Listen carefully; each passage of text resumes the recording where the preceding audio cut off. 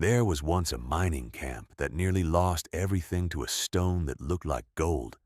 The camp was ordinary in every way. Folks woke for sunrise. They hauled water from the creek, patched wagons, hammered boards into leaning cabins, cooked beans over iron stoves, and counted coins that never seemed to stretch quite far enough. Dreams were big, pockets were small, and tomorrow always looked a little too much like yesterday. In that camp lived a young man named Eli.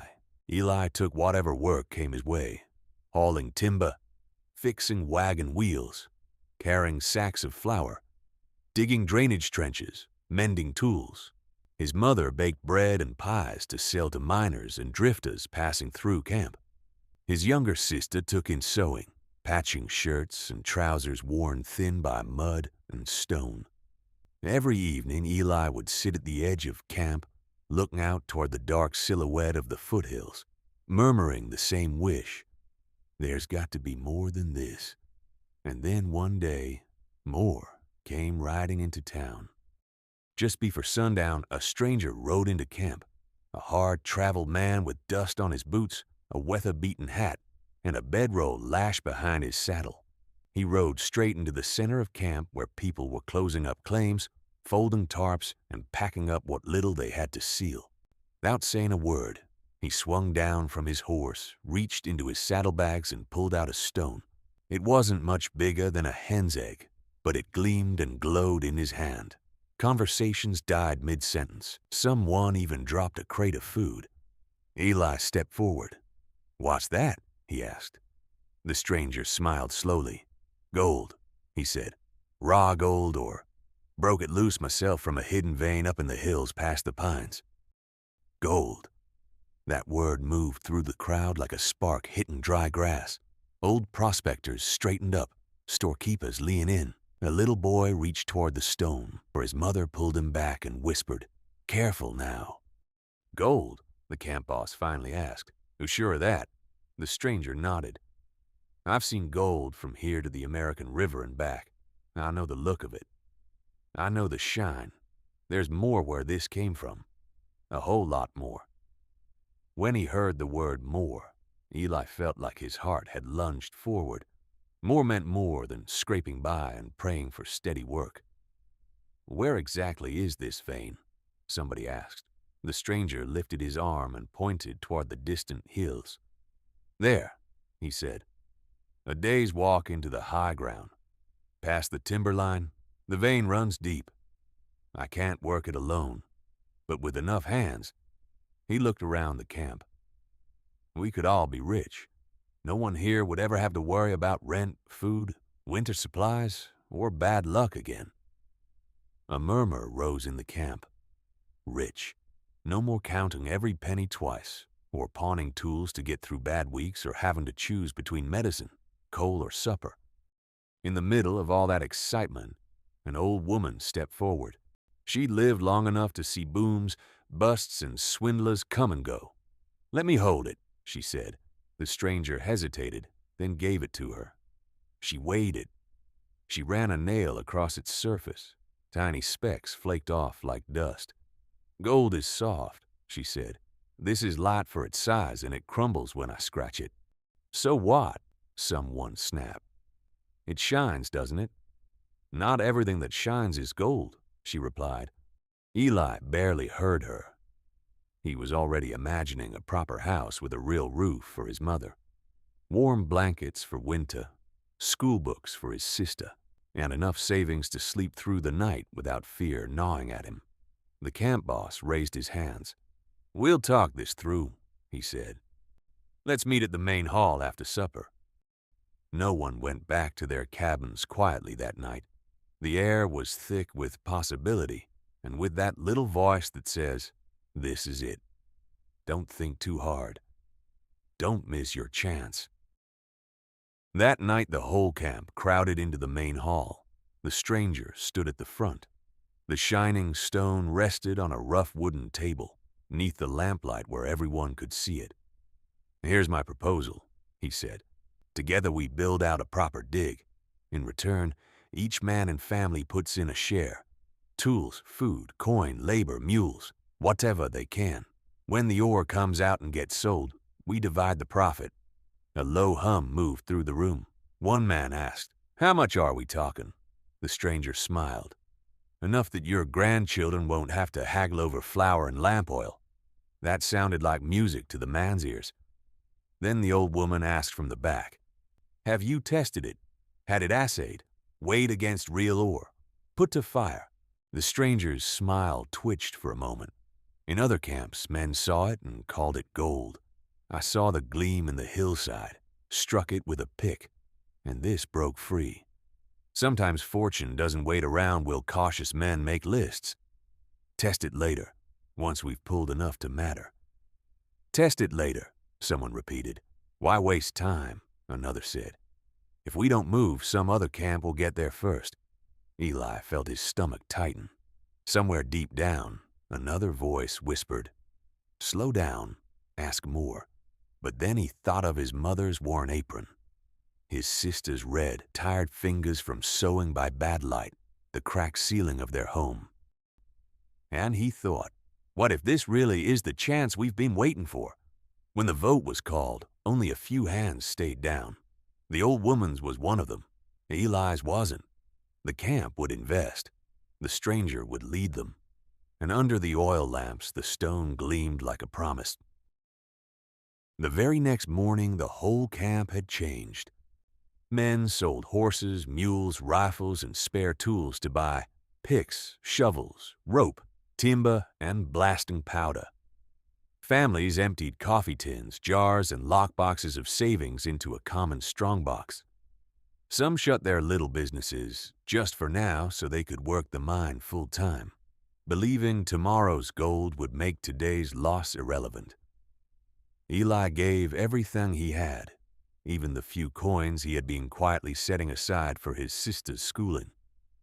"She won't need school," he told himself. "She'll have choices." The trail into the hills became a parade of hope. Day after day, the people climbed upward, digging and hacking and sweating, pulling more and more of the glittering ore from the earth. They stacked it in bright heaps that flashed in the sun. "We're rich already," somebody laughed, running both hands through a pile of gleaming rock. "See?" the stranger called out, loud and sure of himself. "Didn't I tell you? You'll thank me yet." And at first it did feel like magic. Tired backs didn't matter when fortune felt this close. Meals got smaller, but folks said just hold on. One big payout, and we'll be eating fine every night. Weeks passed. The camp was changing, just not the way anyone had dreamed. The general store shelves were empty. The carpenter's bench sat empty. The laundress's wash line hung empty. She was in the hills now, too, swinging a pick with blistered hands like everybody else. Children learned to count not with beans and pennies, but with little glittering stones. Eli noticed his mother's cheeks growing hollow, his sister's cough getting worse. "Soon," he told them. "Once we sell the ore, everything changes."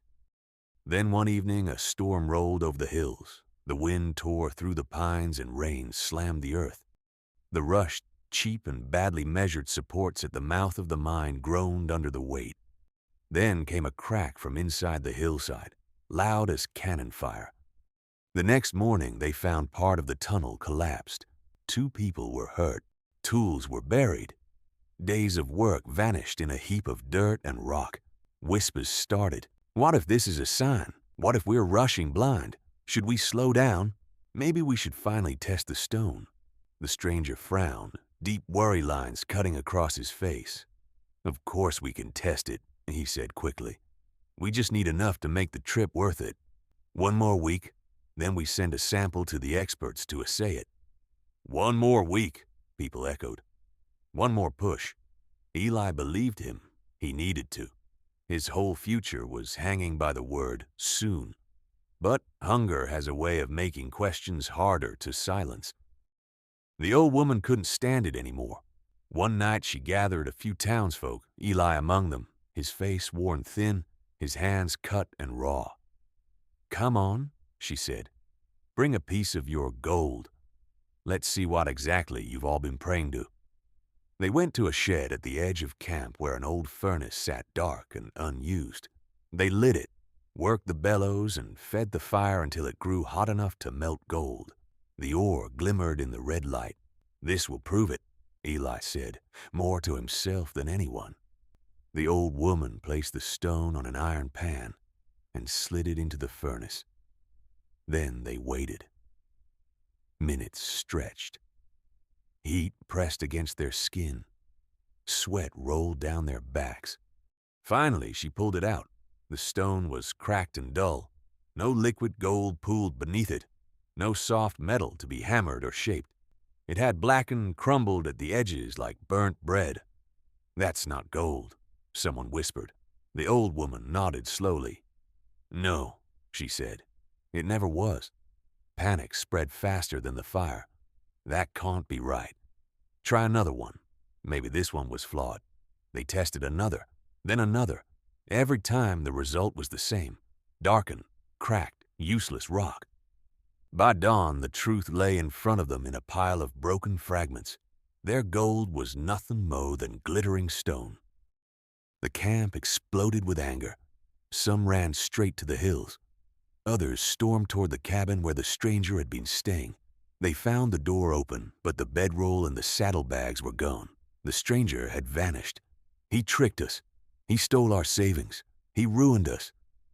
Eli stood in the middle of the shouting crowd, feeling like the ground had dropped out from under him. His savings, gone. The weeks he could have spent earning honest money, gone.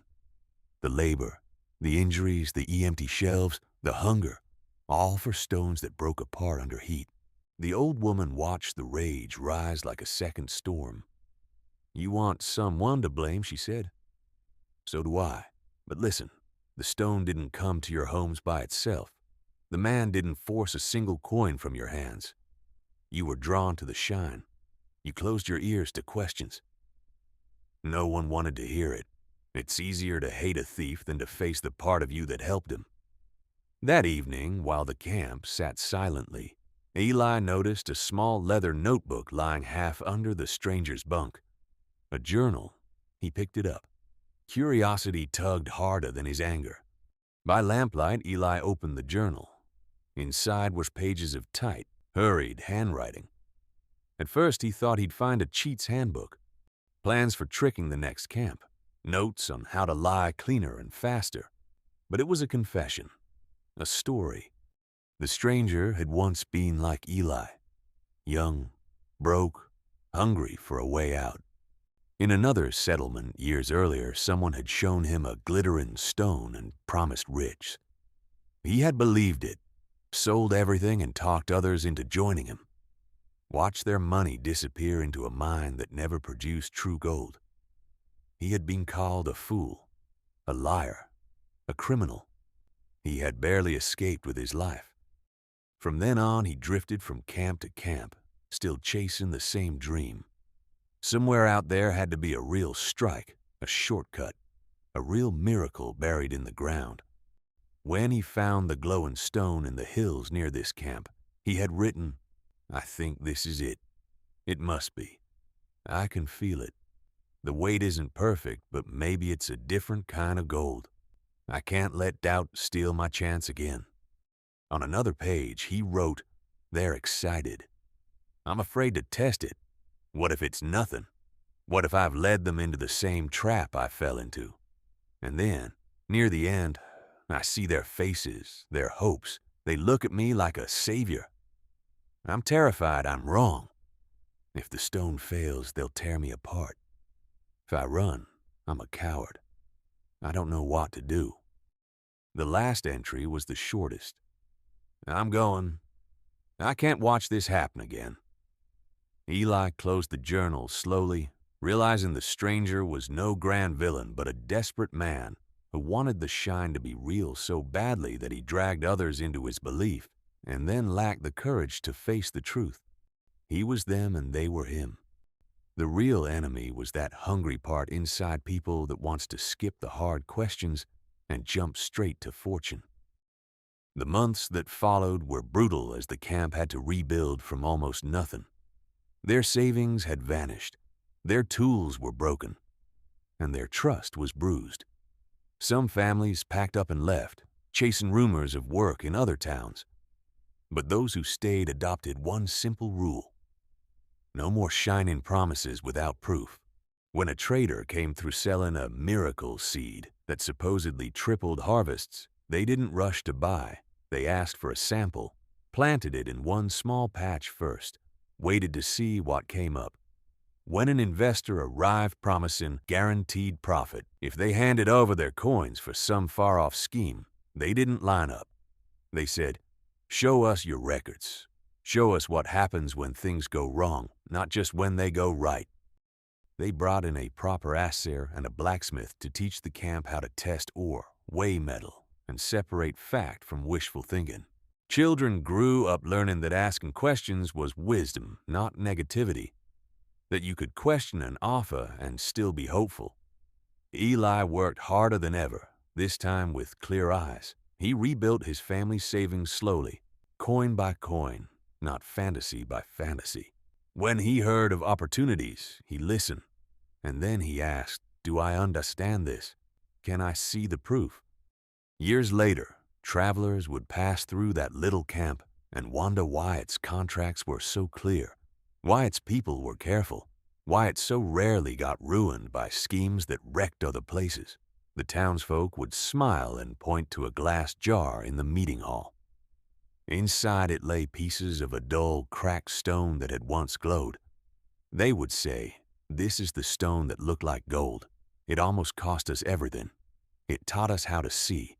And the storyteller would lean in and end with words like, "The stone never turned into wealth, but the wisdom it forced upon us has protected every crop, every coin, every dream since."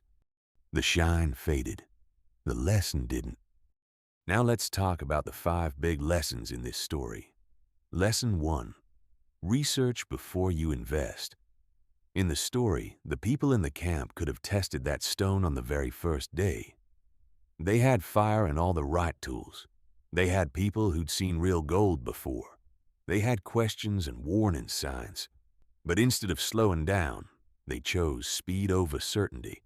In life, the stone can be a brand new investment everyone swears is the next big thing. A business deal where somebody says, "Trust me, bro, this can't miss." A scheme promising steady monthly returns, but no one can clearly explain where the money is actually coming from.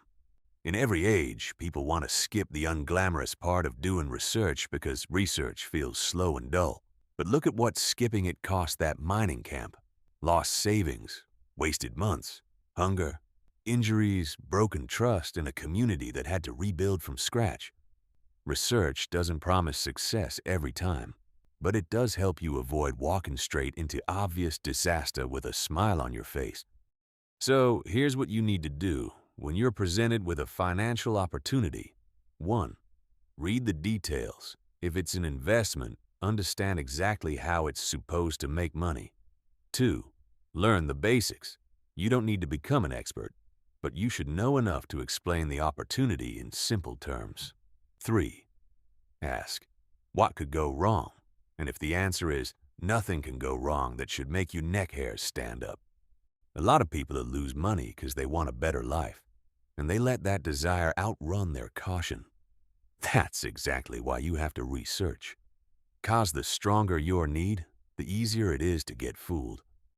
Lesson 2. Hype isn't value. Think back to that crowded hall in camp. At first, only a few people were excited. Then the mood spread and the energy became contagious. People repeated things like, "We're gonna be rich. This is the chance of a lifetime. We'd be fools not to get in now." At some point, they were no longer responding to the stone itself. They were responding to the excitement in the room. That is hype, and it's powerful 'cause it doesn't just sell you an opportunity. It sells you a feeling of belonging. In your world, hype sounds like, "Everybody's getting in. Don't get left behind. This is once in a lifetime. People are making crazy money already." Hype is loud, emotional, and always in a hurry. Real value usually is quieter, steadier, and doesn't always sparkle, and that's one of the reasons people miss it. A few clues that you may be staring at hype instead of value include: you feel pressure more than understanding. You feel rushed more than informed. You feel scared of missing out more than confident in the facts. If the only reason you're interested in something is because everyone else seems interested, that's not a reason, that's a warning. A good question to ask yourself is this: if nobody else were excited about this, would I still want it? If the answer is no, then maybe what you want isn't the thing itself, but rather the emotional rush around it. And that's dangerous. Crowds can be useful, but crowds can also be spectacularly wrong. A room full of convinced people can still be headed straight off a cliff. So remember, popularity is not evidence, and excitement isn't proof. Lesson 3. If you don't understand it, don't buy it. In the story, the stranger says to the camp, "I've seen gold before. I know the shine. I know the weight. I know what I'm looking at." And all around him are people who've never really handled raw ore and never studied the difference between real gold and glittering rock. But they nod anyway. Why? Because confidence is persuasive. When somebody sounds certain and experienced and speaks with authority, suddenly their confidence starts standing in for your understanding. That happens all the time in real life. A person explains an opportunity using complicated language. You only half follow it, but they sound impressive. You feel a little confused, but also a little embarrassed to admit it. So you tell yourself, they probably know what they're talking about. No, that's not how it's supposed to be. You don't have to become a specialist, but you do need enough clarity to know what you're agreeing to. You should be able to explain the opportunity simply to another person. You should know how it makes profit. You should know what happens when conditions go bad. You should know who carries the risk, and it's very often you. A wonderfully boring rule that can save you a lot of pain is this: if I can't explain it, I don't buy it. That one sentence could keep a lot of people out of a lot of holes, financial and otherwise. Lesson 4. Trust evidence, not excitement. That camp had several chances to catch the truth early. The old woman scratched the stone. That was evidence. It felt too light and crumbled easily. That was evidence. The stranger got twitchy whenever somebody suggested testing it. That was evidence too. But instead of following the clues, people kept saying the same thing. We'll test it later. Let's just get started first. Once we've pulled out more, then we'll know for sure. That's just plain stupid backward thinking. But that is how people end up trapped. Because once you poured in your savings, your labor, your pride, and your public enthusiasm, it becomes emotionally expensive to admit you may have been wrong. So you delay, you justify, you double down. In real life, evidence is things like a real track record, not just stories passed around like gossip, numbers you can verify, not vague claims, clear explanations of what happened in bad seasons, not only the success stories from good ones, written agreements you actually understand instead of smiles and handshakes. Try asking yourself these questions whenever something shiny shows up. What evidence do I have that this works? Is that evidence specific, or is it mostly stories? Has this been tested outside of ideal conditions? What happens when things go wrong? If the whole case rests on phrases like, "he said," "they say," "everybody knows," then you don't have evidence. You have an echo bouncing around a room. In the story, the truth only came out when the stone finally hit the furnace. In real life, you want your furnace moment before you commit your savings, not after. Lesson 5. Too good to be true is a red flag, not a challenge. Think about what the stranger promised that camp. Enough wealth that future generations would never have to struggle. Almost no real explanation of risk. No upfront proof. Huge reward. Thin detail. That imbalance was the warning sign, but the people didn't hear it that way because they were tired, worn down, and desperate for a break. And when you're hurting, too good to be true can sound less like danger and more like rescue. You start thinking, what if just this once it's true? What if my skepticism makes me miss the miracle? What if this is the chance that changes everything? That's exactly why these moments are so dangerous. Because the more pain you're in, the more likely you're to treat a warning bell like an invitation. Here's the other truth in the story. The miracle wasn't in the stone. The stone didn't become gold or make them rich. But the disaster forced them to confront some ugly patterns, their rush to escape discomfort, how quickly they ignored warning signs. And weirdly enough, that lesson became the real treasure. They developed a mindset that kept them safe for the rest of their lives. After that, they were harder to fool. They asked better questions. They tested things first. They stopped confusing sparkle with substance. So when something looks too good to be true, don't treat that as a challenge to prove the doubters wrong. Treat it as a safety alarm. That doesn't mean every big opportunity is fake. It just means every big opportunity deserves big questions. So next time you find yourself standing in front of your own version of that shining stone, whether it's an investment, a partnership, a business scheme, or whatever, stop and ask, have I tested this or am I just in love with the idea? Am I following facts or am I following noise? Am I buying the thing itself or the feeling around it? You can choose to see clearly before you commit, to understand before you invest, to value evidence over excitement, and to treat too good to be true as a reason to slow down, not speed up. If you enjoyed this story, stick around for more tales from the money tree.